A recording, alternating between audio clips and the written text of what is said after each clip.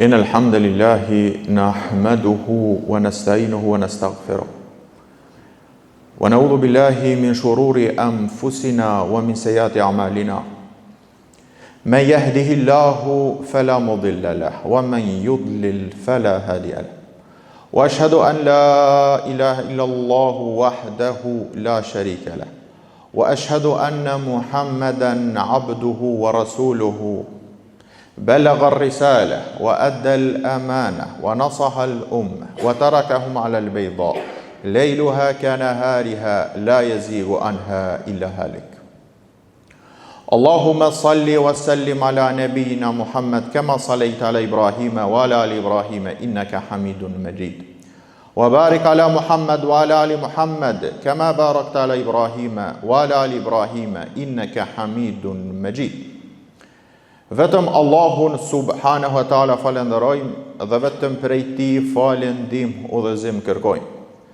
Salavatet, selamet, përshëndetje qofshin mbi vullën e pejgamberisë Muhammedin sallallahu alaihi wasallam, mbi shokët e tij, mbi familjen e tij dhe mbi të gjithë ata të cilët e ndjekin rrugën e tij me sinqeritet deri në atë ditë ku thot Allahu subhanahu wa taala yawma la yanfa'u malun wala banun illa man ata Allah bi qalbin salim.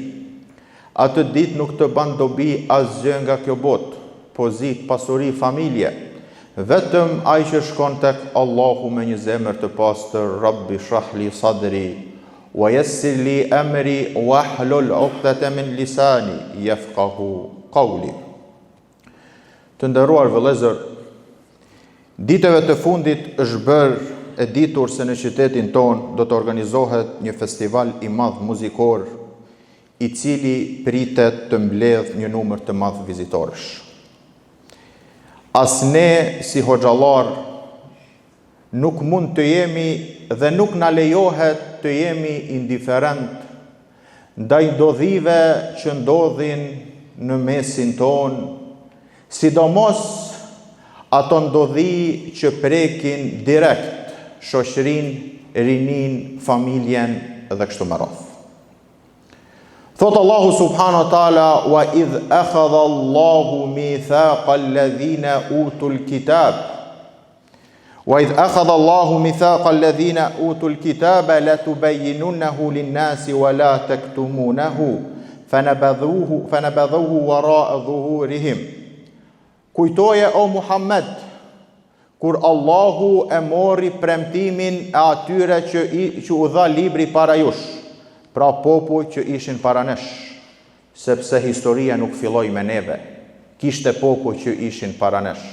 La tubayyinunahu lin-nas, do t'ja bani njerëzve të qartë të vërtetën.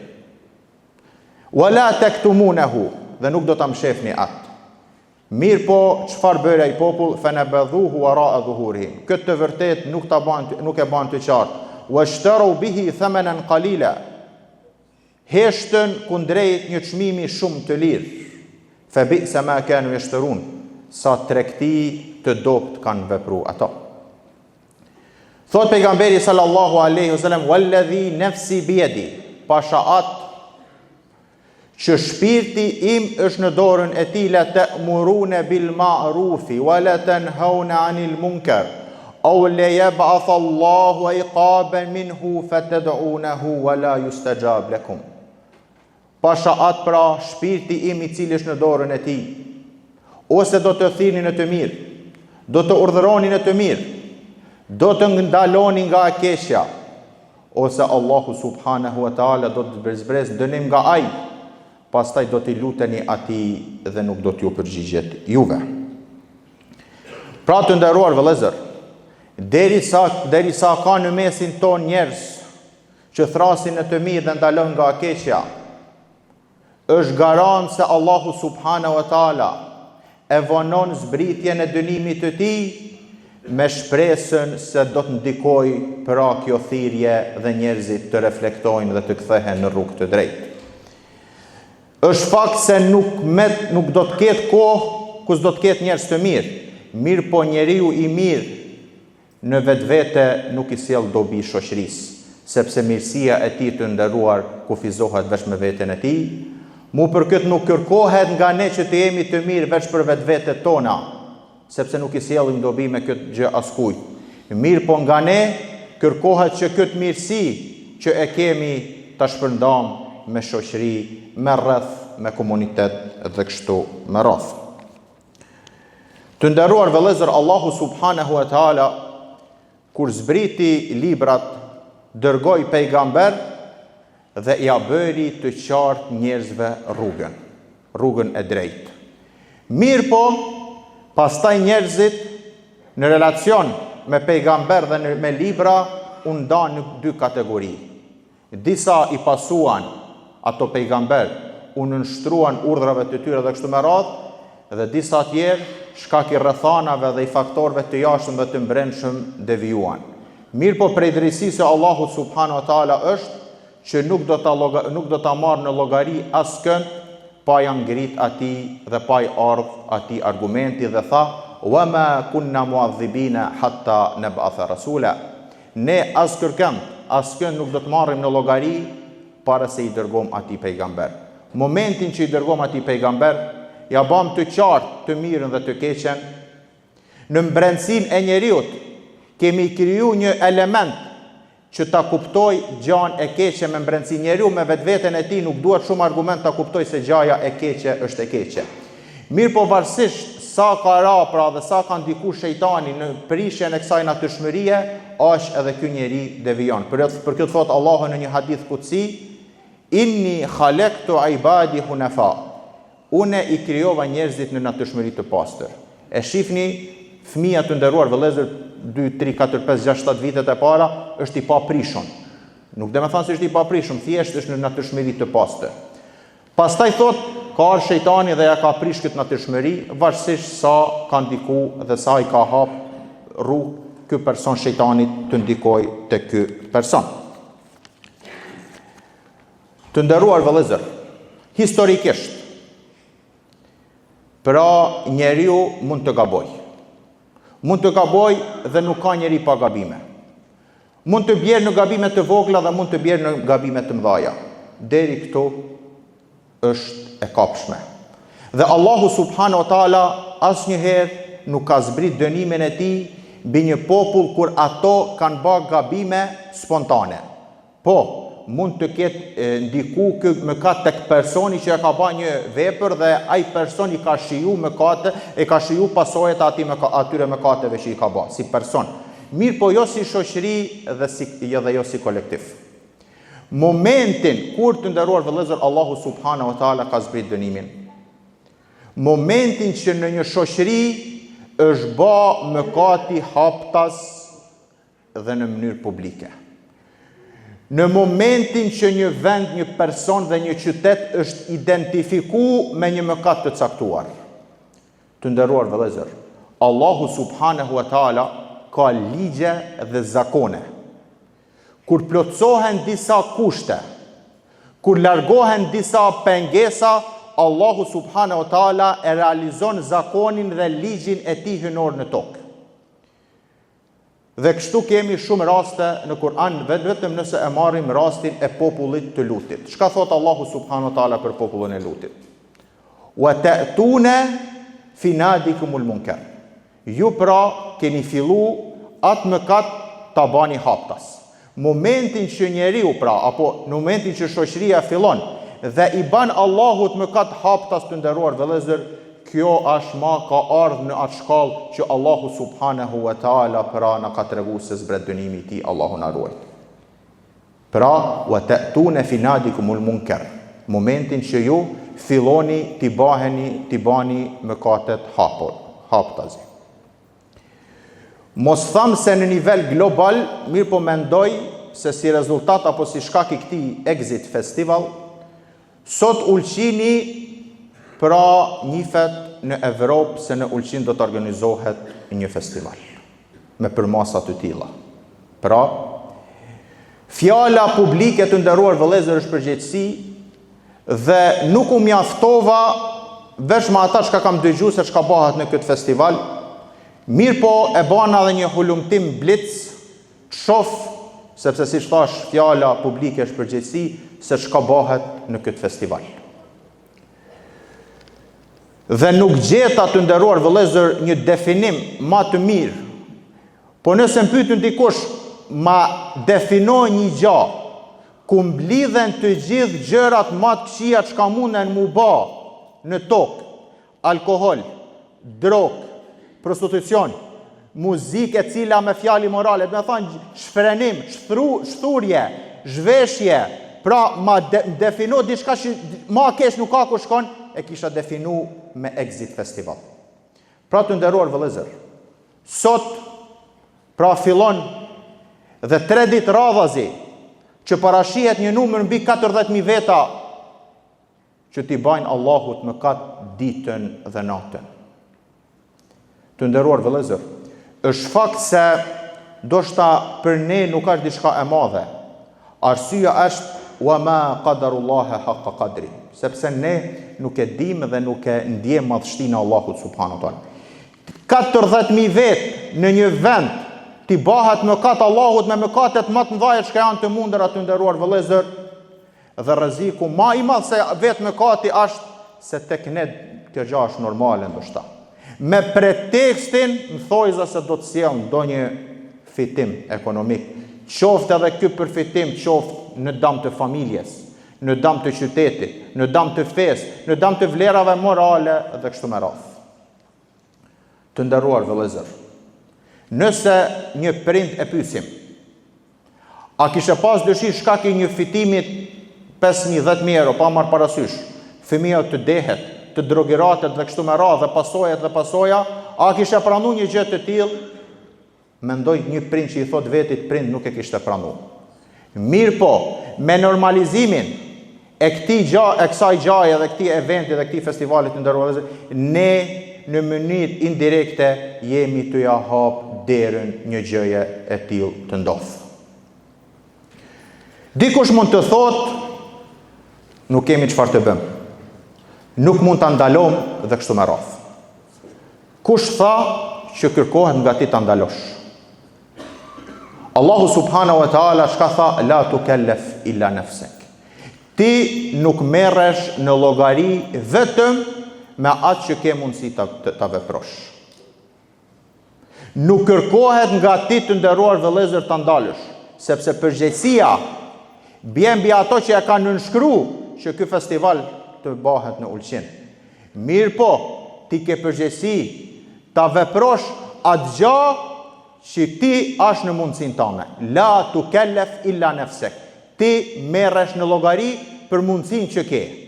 Duke filluar tek familja jote, tek rrethi jot dhe tek çdo kush që ti ke ndikim.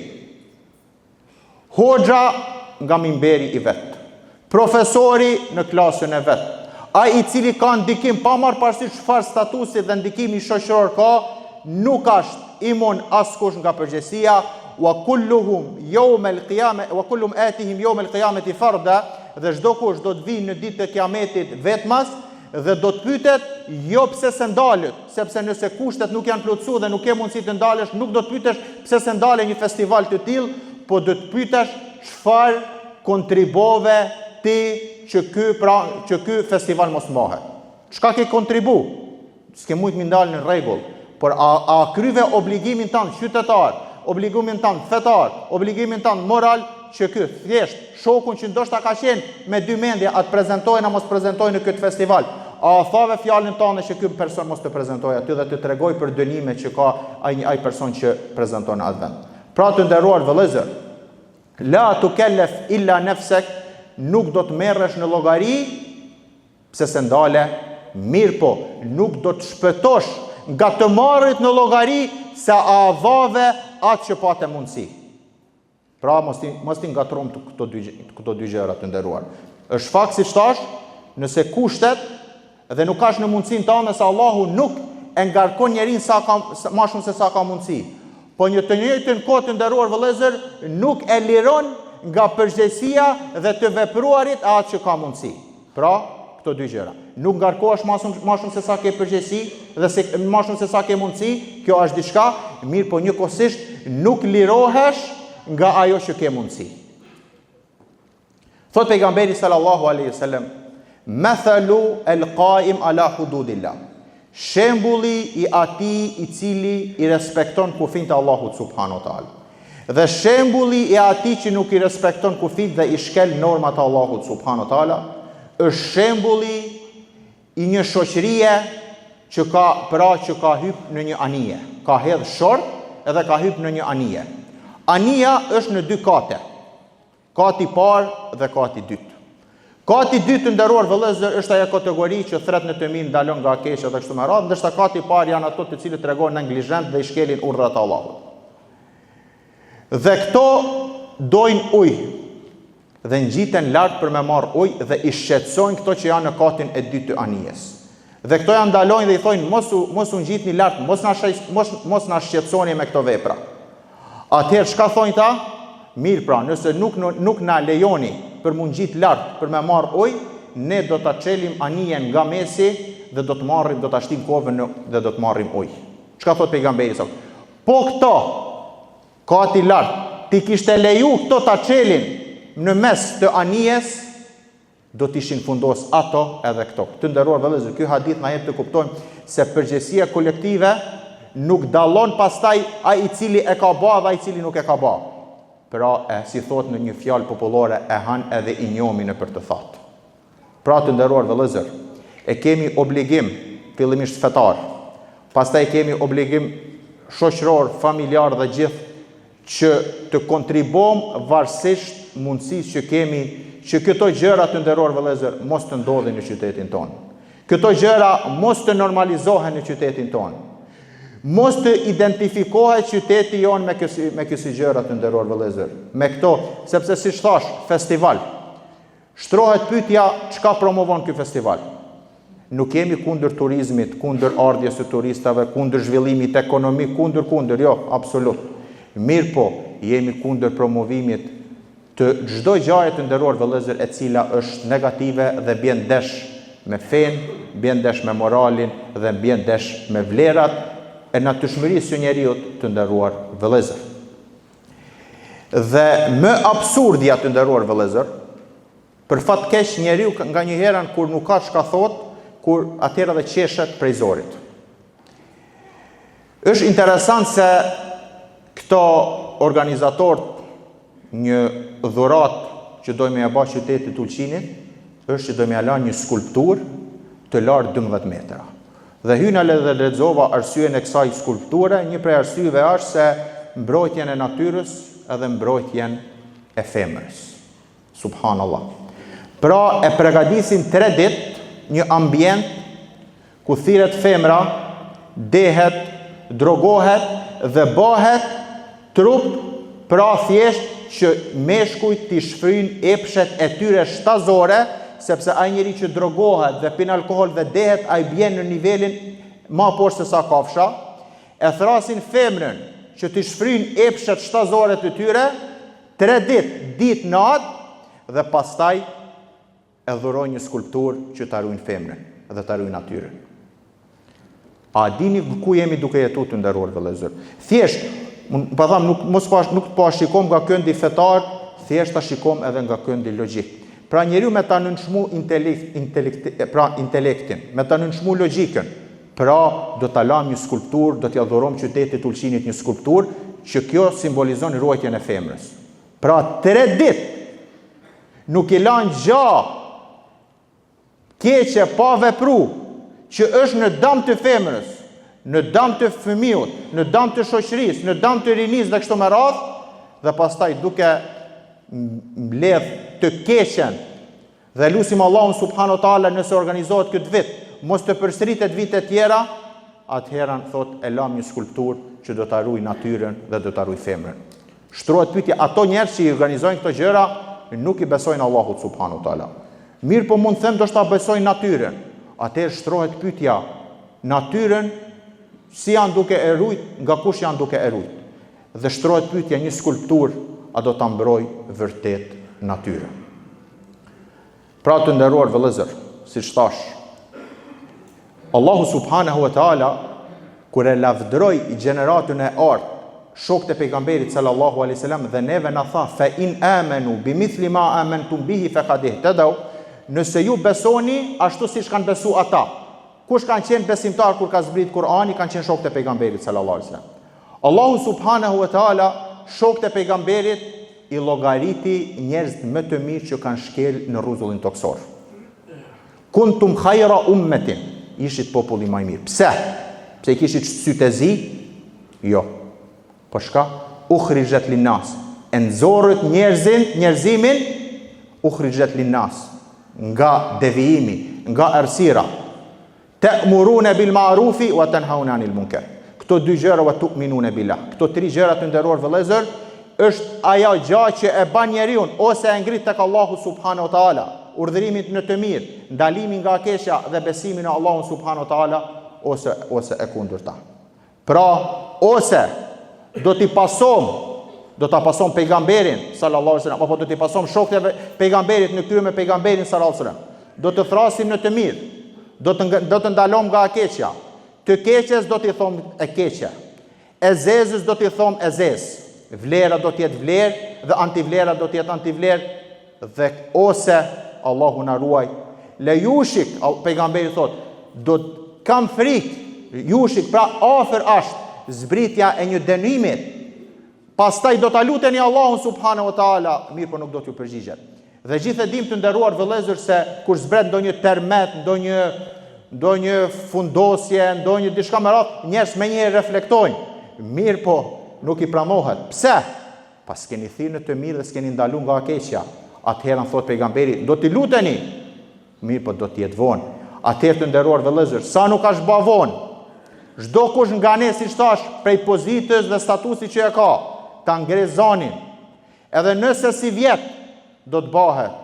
E lutim Allahun subhanahu wa taala që ndodhi dhe evente dhe festivale në thojza të tilla mos të organizohen në qytetin tonë, sepse siç thash, janë në dëm të rinisë, janë në dëm të familjes, janë në dëm të shoqërisë dhe në krye janë në dëm të fesë. Aqulu qawli hadha astaghfirullaha li wa lakum wa lisairil mu'minina min kulli dhanb fastaghfiru innahu huwal ghafurur rahim.